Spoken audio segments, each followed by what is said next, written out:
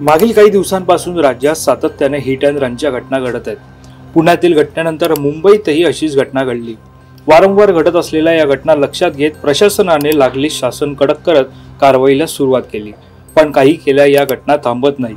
आता पुन्हा एकदा मुंबईत हिट अँड रनची घटना घडली आहे आणि याही घटनेत एका निष्पाप महिलेचा हकनाक मृत्यू झाला. तर पाहूयात नेमकी ही घटना कुठे आणि कशी घडली. काही दिवसांपूर्वी वरळीत हिट अँड रन अपघाताने मुंबई पुरती हादरून गेली होती.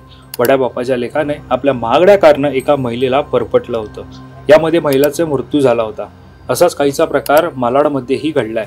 एका महागड्या कारनं एका निष्पाप महिलेचा जीव घेतल्याचा धक्कादायक प्रकार घडलाय. भरधाव गाडीने महिलेला धडक दिली, त्यानंतर तसंच तिला डिवायडर पर्यंत फरफटत नेलं.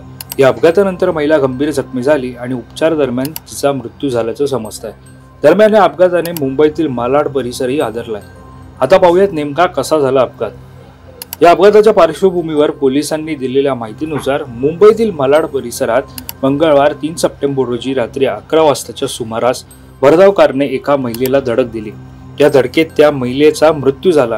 आरोपी चालकानं जखमी महिलेला रुग्णालयात नेलं, मात्र उपचारादरम्यान डॉक्टरांनी तिला मृत घोषित केलं. या प्रकरणी मालाड पोलिसांनी आरोपी विरुद्ध गुन्हा दाखल करून त्याला अटक केली आहे. या प्रकरणी पुढील तपास सुरू आहे. दरम्यान वर्दळीच्या रस्त्यावर घडलेल्या अपघातामुळे एकच खळबळ माजली आहे. अपघातानंतर नागरिकांनी कार चालकाला घेरलं आणि बेदम मारहाण केली. यामुळे कार चालकही जखमी झालाय, तर संतप्त जमावाने गाडीचीही तोडफोड केली आहे. दरम्यान जमावाकडून मारहाण झाल्यानंतर चालक देखील गंभीर जखमी झालाय. चालकानं मद्यपान केलं होतं की नाही हे अद्याप स्पष्ट झालेलं नाही. मालाड पोलिसांनी चालकाचे रक्ताचे नमुने तपासण्यासाठी पाठवलेत. अहवाल आल्यानंतर कार चालकानं मद्यपान केलं होतं की नाही हे स्पष्ट होणार असल्याची माहिती समोर येते.